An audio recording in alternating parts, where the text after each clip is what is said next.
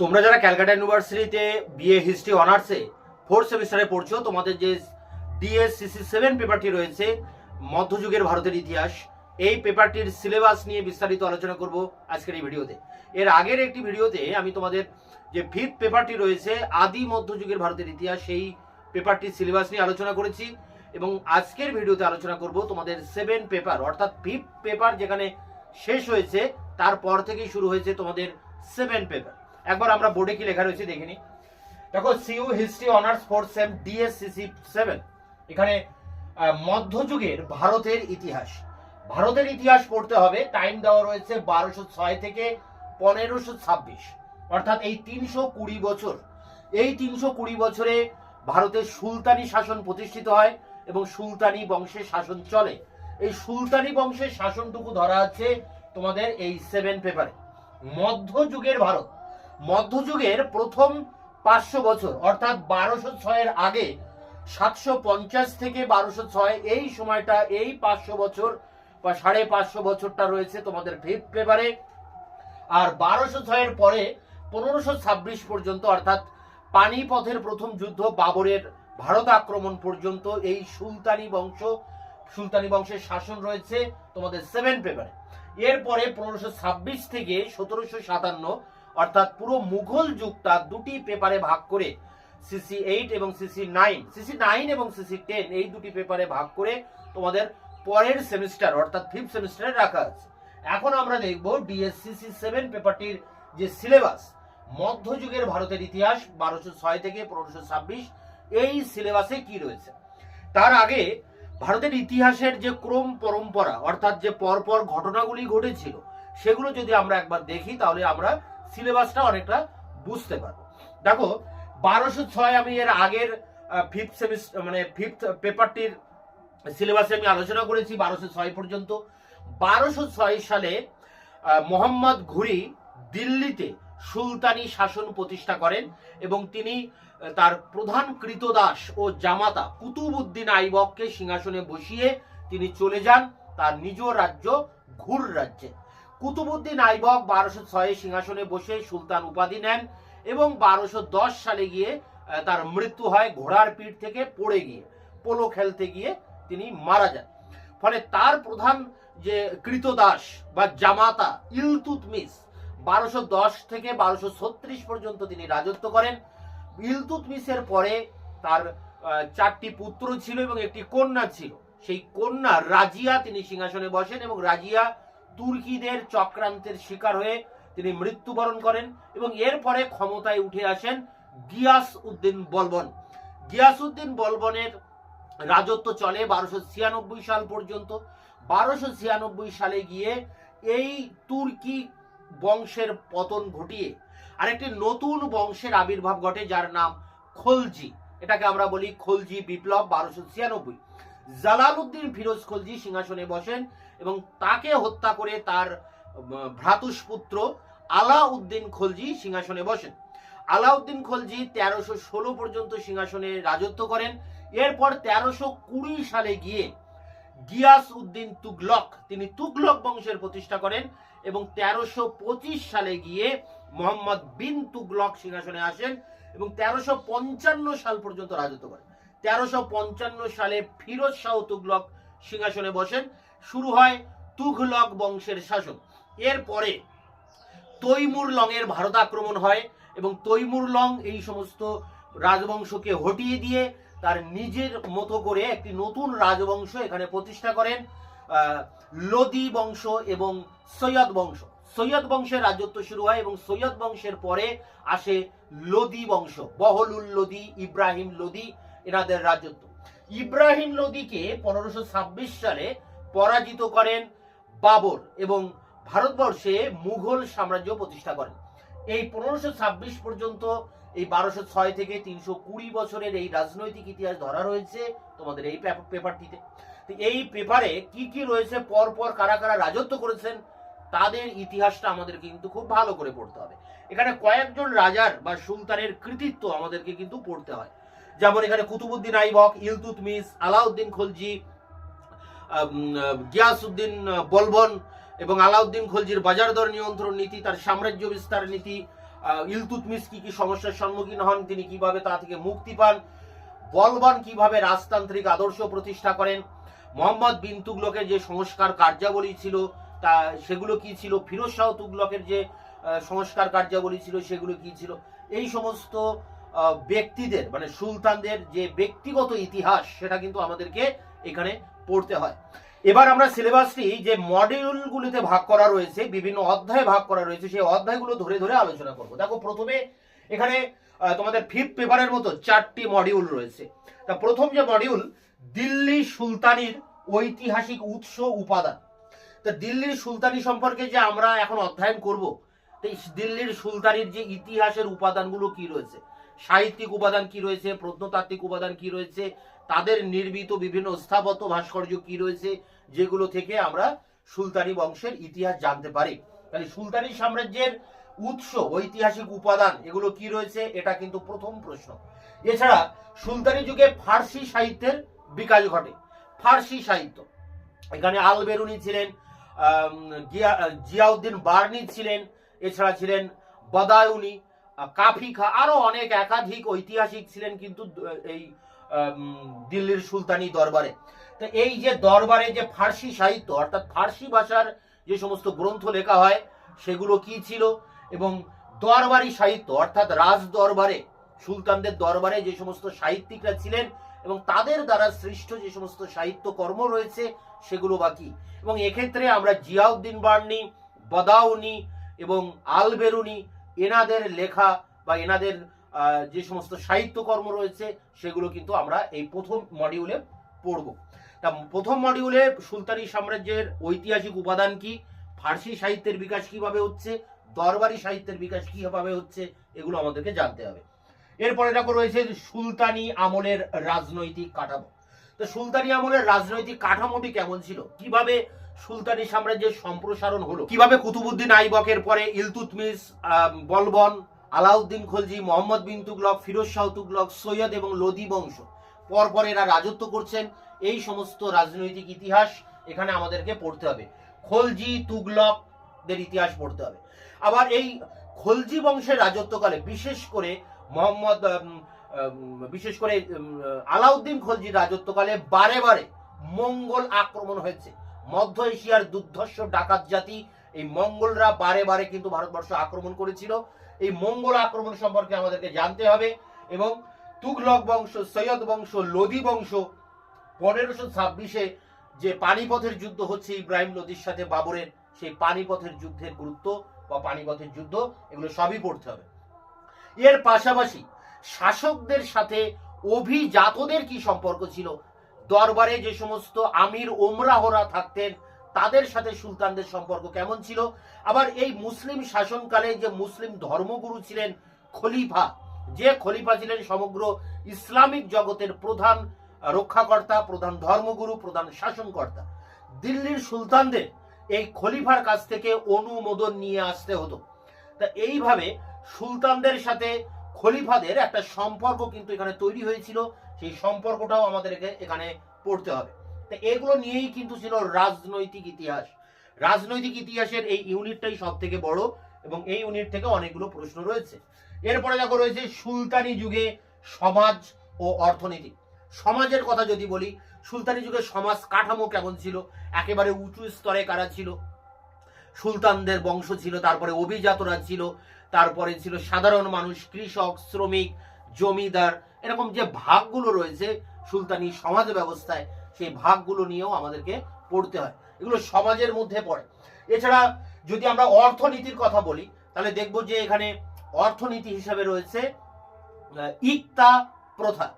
সুলতানি যুগে ভূমি রাজস্ব আদায় করার জন্য সুলতানরা সমগ্র জমিগুলোকে, দেশের জমিগুলোকে ছোট ছোট খণ্ডে ভাগ করেছিলেন।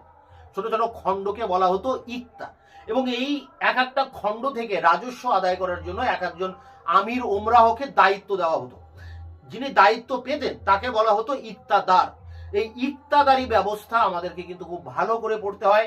সুলতানি সাম্রাজ্যের অর্থনীতির মূল ভিত্তি ছিল এই ইক্তা প্রথা।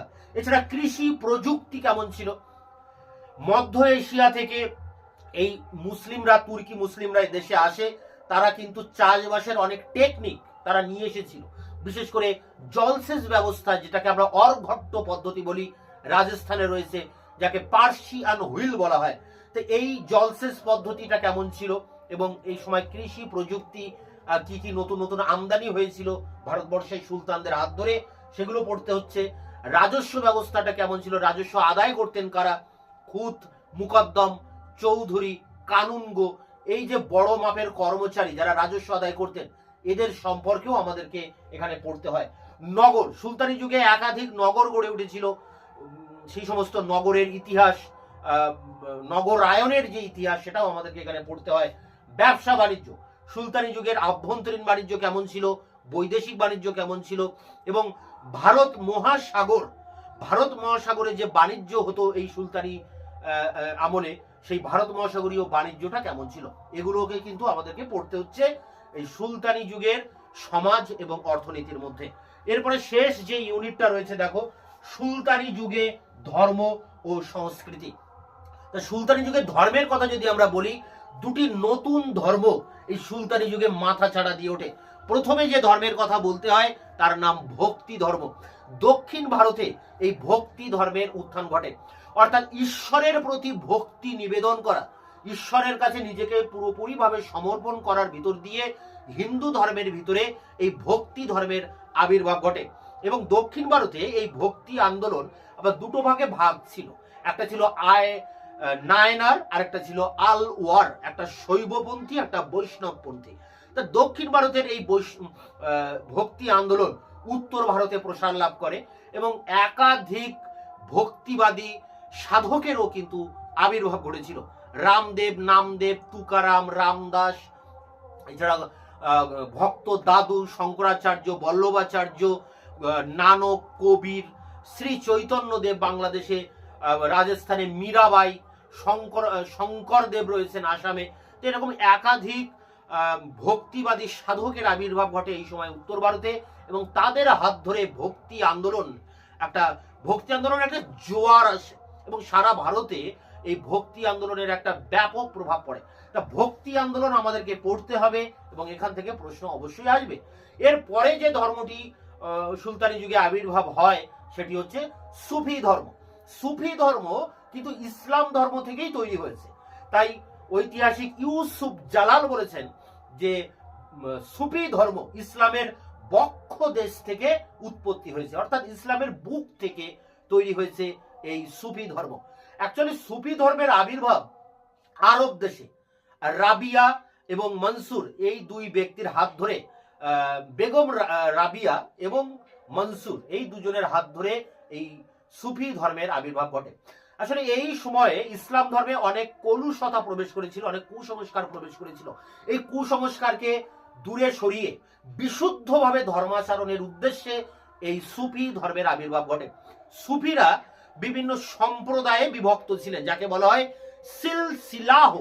এই সিলসিলা বা সম্প্রদায় ছিল প্রায় 14টি সম্প্রদায় ছিল, এবং এই ত্রয়োদশ শতকে বা দ্বাদশ শতকে এই সুলতানি সাম্রাজ্যের শাসনকালে ভারতবর্ষে এই আরব দেশ থেকে এই সুফি ধর্ম ভারতে আসে এবং বিভিন্ন যে গুরু, মানে সুফিদের প্রধান গুরুকে বলা হয় পীর, এবং তার যে পীঠস্থান বা তার যে মন্দির বা যে আখড়া, সে আখড়াকে আমরা বলি দরগা বা খানকা। এই খানকা তৈরি করে এই সমস্ত পীর বাবারা তারা কিন্তু এই সুফি ধর্ম প্রচার করেছিলেন। এবং সুফি ধর্মের মধ্যে হিন্দু মুসলমানের মধ্যে কোনো ভেদাভেদ ছিল না, সমস্ত ধর্মের মানুষেরাই এখানে সমবেত হতেন। এখানে শিশুরা বিদ্যা চর্চাও করতেন এবং সমস্ত মানুষের সমস্ত ধর্মের একটা মিলন ক্ষেত্র পরিণত হয়েছিল এই সমস্ত দরগা এবং খানকা। ভারতবর্ষে যে 14টি সুফি সিলসিলা বা সম্প্রদায় এসেছিল তার মধ্যে প্রধান যেটি ছিল তার নাম চিস্তি সম্প্রদায়। চিস্তি, খাজা মঈনুদ্দিন চিস্তির নাম অনুসারে এই চিস্তি সম্প্রদায়। এছাড়া ছিল চিস্তির পরে রয়েছিল সুরাবর্দী সম্প্রদায়। শেখ বাহাউদ্দিন সুরাবর্দীর নাম অনুসারে এই সুরাবর্দী সম্প্রদায়ের প্রতিষ্ঠা হয়।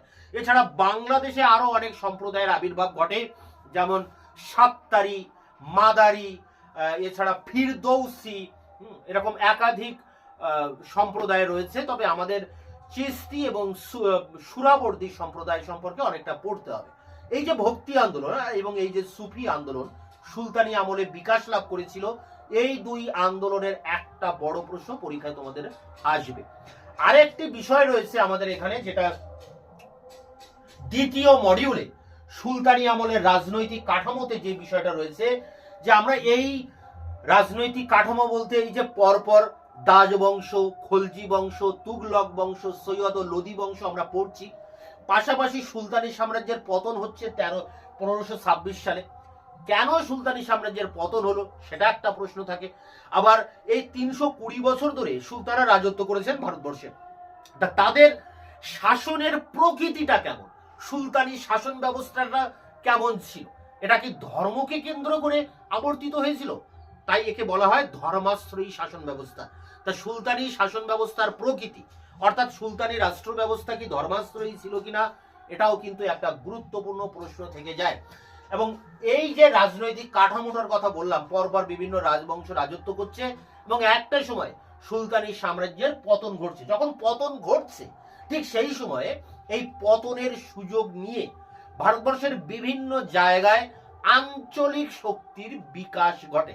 যদি আমরা দক্ষিণ ভারতের কথা বলি, দক্ষিণ ভারতে দেখব যে বিজয়নগর ও বাহমনি দুটি স্বাধীন রাজ্যের উত্থান ঘটছে। তা প্রথমে আমি বিজয়নগরের কথা বলি। 1347 সালে এই 1336 সালে এই 1347 সালে বিজয়নগর সাম্রাজ্যের প্রতিষ্ঠা হয়। হরিহর ও বুক্কার বলে দুই ব্যক্তি, দুই ভাই, তারা এই তুঙ্গভদ্রা নদীর তীরে এই বিজয়নগর সাম্রাজ্য প্রতিষ্ঠা করে এবং এই বংশ বহুদিন রাজত্ব করে এবং এখানে অনেকগুলো রাজবংশ, প্রায় 4টি রাজবংশ এখানে রাজত্ব করে। সঙ্গম, আরবিডু এবং আরো কিছু কিছু বংশ রয়েছে। এর মধ্যে রাজা কৃষ্ণদেব রায় বিখ্যাত ছিলেন। অনেক বিদেশি পর্যটক সেই সময়, Niccolo Conti, Domingo Paes, Abdur Razzaq, এরকম একাধিক বৈদেশিক পর্যটক তারা বিজয়নগরে আসেন এবং বিজয়নগরের ইতিহাস তারা কিন্তু লিখে গেছেন। তা বিদেশিদের চোখে এই বিজয়নগরের যে বর্ণনা, সেই বর্ণনাও কিন্তু তোমাদেরকে পড়তে হবে। আর এই বিজয়নগরের পাশে ছিল মুসলিম একটি রাজ্য বাহমনি। এই আলাউদ্দিন বাহমন শাহের নাম অনুসারে এই বাহমনি রাজ্য প্রতিষ্ঠিত হয় 1336 সালে এবং এই দুটি রাজ্য, একটি ছিল হিন্দু রাজ্য আর একটি ছিল মুসলিম রাজ্য। এই দুই রাজ্যের মধ্যে ধর্মকে কেন্দ্র করে এবং অর্থনৈতিক কারণে, মানে তুঙ্গভদ্রার যে দোয়াব অঞ্চল, রায়চুর দোয়াব অঞ্চল, এটা দখল করাকে কেন্দ্র করে এই দুই রাজ্যের মধ্যে দীর্ঘদিন ধরে যুদ্ধ চলে এবং একটা সময়ে বিজয়নগর সাম্রাজ্য 1565 সালের যে তালিকোটার যুদ্ধ, সেই তালিকোটার যুদ্ধের ভিতর দিয়ে বিজয়নগর সাম্রাজ্য ধ্বংস হয়ে যায় এবং পরবর্তীকালে বাহমনি রাজ্যও কিন্তু ভেঙে 5টি রাজ্য তৈরি হয়। আহমদনগর, বিজাপুর, বেরার, বিদর, এরকম অনেকগুলো ভাগে বাহমনি রাজ্য ভাগ হয়ে যায়। তা আমরা যেমন সুলতানি যুগে দিল্লির সুলতানদের ব্যাপার নিয়ে আমরা যেমন পড়বো, ঠিক সেই একইভাবে বিভিন্ন আঞ্চলিক শক্তি হিসেবে দক্ষিণ ভারতে বিজয়নগর ও বাহমনি এই দুটি রাজ্যের ইতিহাস আমাদেরকে পড়তে হবে। যদি আমরা বাংলাদেশের দিকে তাকাই তাহলে দেখব যে বাংলাদেশে এই সুলতানি যুগে স্বাধীন একটি সুলতানি বংশ প্রতিষ্ঠিত হয়েছিল বাংলাদেশে, ইলিয়াস শাহ বংশ এবং হুসেন শাহ বংশ। ইলিয়াস শাহের নাম অনুসারে ইলিয়াস শাহী বংশ এবং আলাউদ্দিন হুসেন শাহের নাম অনুসারে হুসেন শাহী বংশ। এরা প্রায় বহুদিন ধরে বাংলাদেশে শাসন করেছে এবং এই দুই যে বংশ ইলিয়াস এবং হুসেন, এই ইলিয়াস এবং হুসেন শাহী বংশের উপরে পরীক্ষায় প্রশ্ন 100% আসবে এবং এখান থেকেও তোমাদেরকে কিন্তু ভালো করে পড়তে হবে। তো এখানে এই দুই রাজবংশের রাজত্বকালে বাংলাদেশে অনেক অগ্রগতি হয়। শিল্পের ক্ষেত্রে অগ্রগতি হয়, ব্যবসা বাণিজ্যের অগ্রগতি হয়, হিন্দু মুসলমানের সমন্বয়ের ক্ষেত্রে অগ্রগতি হয়, সাহিত্যের ক্ষেত্রে অগ্রগতি হয়, শিল্প স্থাপত্যের ক্ষেত্রে অগ্রগতি হয়। এসব কিন্তু পড়তে হচ্ছে বাংলাদেশের সুলতানি যুগের ইতিহাসের উপরে। তাহলে রাজনৈতিক ইতিহাস যেমন আমরা দিল্লি কেন্দ্রিক রাজনৈতিক ইতিহাস পড়ছি, বলবান, ইলতুৎমিশ, আলাউদ্দিন খলজি, মোহাম্মদ বিন তুগলক, ফিরোজ শাহ তুগলক, এদের কৃতিত্ব যেমন আমরা পড়ছি, পাশাপাশি বাংলাদেশের ইলিয়াস শাহী বংশের আমলে বাংলাদেশের শিল্প সংস্কৃতির বিকাশ, বাংলাদেশে হুসেন শাহীর আমলে শিল্প সংস্কৃতির বিকাশ পড়তে হবে। আবার দক্ষিণ ভারতে বিজয়নগর, বাহমনি এই দুই রাজবংশেরও ইতিহাস আমাদেরকে পাশাপাশি পড়তে হবে। শেষ যে পার্টটি আমরা আলোচনা করছিলাম একটু আগে, যে সুলতানি যুগের ধর্ম ও সংস্কৃতি। এখানে ধর্ম বলতে আমরা সুফি ধর্ম এবং ভক্তি ধর্ম পড়ব, পাশাপাশি সংস্কৃতি যদি বলি মানে কৃষ্টি কালচারের কথা যদি বলি, তাহলে সুলতানি যুগের স্থাপত্য শিল্পেও নিয়ে আমাদেরকে পড়তে হয়।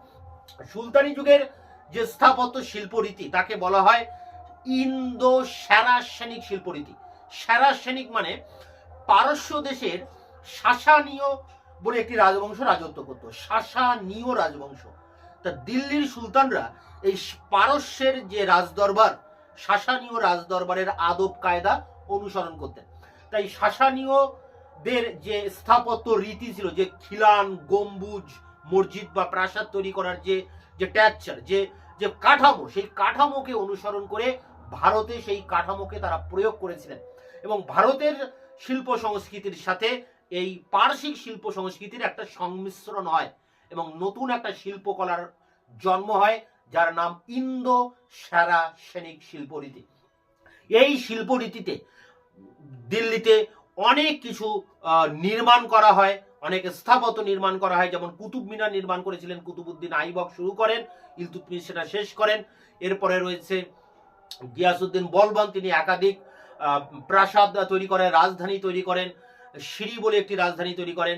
ইলতুৎমিশ অনেকগুলো যে পুষ্করিণী, হৌস ই খাস বা খাস ই হৌস, এই সমস্ত পুষ্করিণী খনন করেন। এছাড়া এর পরে রয়েছে আলাউদ্দিন খলজি আলাই দরওয়াজা তৈরি করেন। মোহাম্মদ বিন তুগলক তিনি নতুন নগর নির্মাণ করেন, বড় বড় স্থাপত্য নির্মাণ করেন। এইভাবে দিল্লির সুলতানরা কোনো না কোনো কিছু তৈরি কিন্তু তারা করেছিলেন। এর পাশাপাশি বিভিন্ন যে আঞ্চলিক ক্ষেত্রেও বিভিন্ন স্থাপত্য নির্মিত হয়েছিল। দক্ষিণ ভারতে বিজয়নগরে একাধিক স্থাপত্য নির্মিত হয়,